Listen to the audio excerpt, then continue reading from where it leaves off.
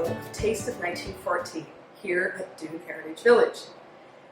It's almost time for Christmas, and so we're actually going to start making some of the Christmas foods.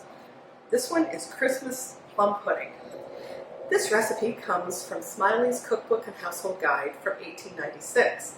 It's a very traditional recipe, and it's relatively simple. The only instruction is steam for 4 hours, and then it's a list of ingredients. So here we go.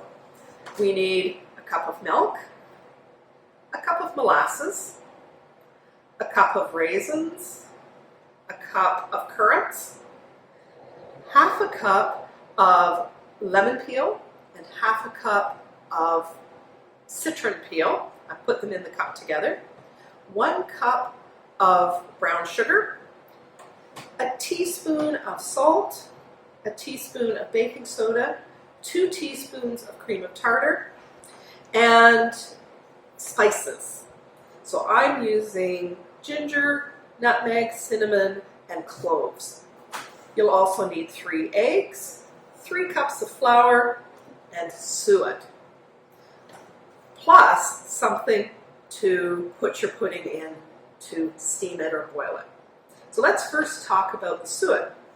The suet comes from the hard fat around the kidneys of an animal like a sheep or a beef animal. So this is beef suet, very much the way you'd find it in 1914. Today you can also buy it more shredded in the frozen food section. And there's even a vegetarian version from this company. They also make the regular suet. Now, your pudding molds, you can use one that I'm going to use today, which shapes the pudding and has a lid, or you can use a pudding basin or pudding bowl, and that requires covering the mixture and tying around it to make sure that no moisture gets inside. You can also boil it in a bag. So let's get started making our Christmas plum pudding. I'm going to start with the fruits. I'm going to add the cup of raisins. Now, we're lucky. 100 years ago, you probably had to stone those raisins and they would need to be chopped. Stoning means taking out the seed that's inside a raisin, since it's really a grape. And currants had to be washed. I'm adding the cup of currants, and then I've already got 2 kinds of peel together, citron and lemon. You may find you have to buy mixed peel that also includes oranges, and that's okay. I'm just going to give that a stir. Next I'm going to add the flour. We need 3 cups of flour. You'll notice that I'm using just a regular teacup. I did actually check, and this is exactly 1 cup, but it's the kind of measurement that people in 1914 would use. And now I'm going to add the salt, cream of tartar, and baking soda. I've already got them measured out on this little plate, and this way I can just make sure that they get well blended into the flour. And finally, a cup of brown sugar. So I'm just making sure that all the fruit is coated with the flour, because that makes sure that it doesn't fall to the bottom or all stick together. And now I'm going to add the spices, and I need 1/3 of a teaspoon.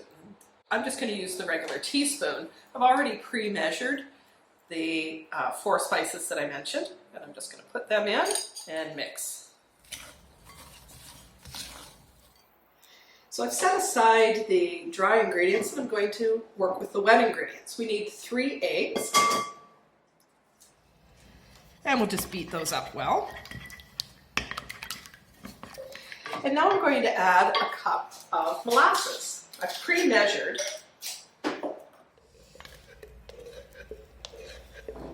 And I'll add a cup of milk.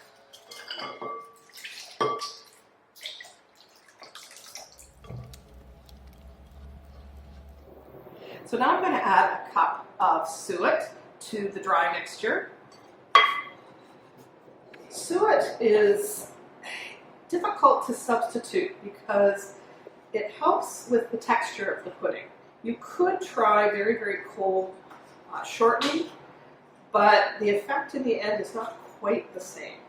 All right, now I'm going to add the wet ingredients. So I'm just going to mix the wet and dry ingredients together until it's well blended. When it's all mixed together, now's the time for some traditions. And one of the traditions is to stir from east to west. And you have every person in the family make a wish as you're stirring. And then finally, once they've gone away, you add some charms. Things like a thimble, a ring, a button, and money. Now these days we'd probably wrap those up in some tin foil so that you don't swallow them. You'll notice right away. But in 1914 you typically just dropped them into the pudding and stirred. So now we're going to add the mixture to our pudding basin. This is going to be more than enough for this bowl. You need one that you can tie around or be able to tightly seal. You don't want to fill it. You want to do it about 2/3 full. If you're using a mold like this, you'll need to grease and flour it if you want the shape to show up in the end.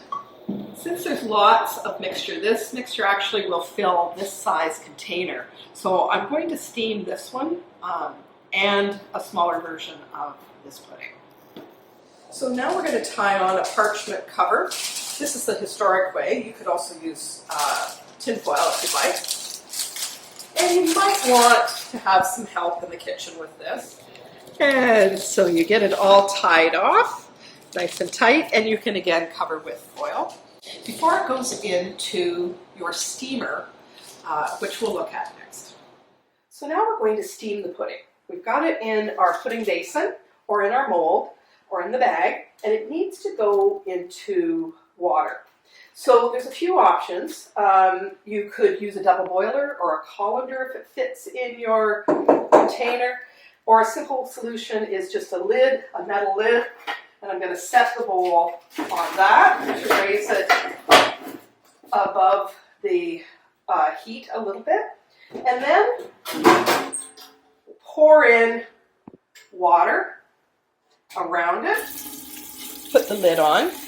You want the water to come up to at least halfway on your pudding, not too high or you'll end up with a soggy pudding. Keep checking during the 4 hours that it needs to simmer away on the stove, and keep some hot water handy to top up to keep that level at least halfway on your pudding basin or your mold.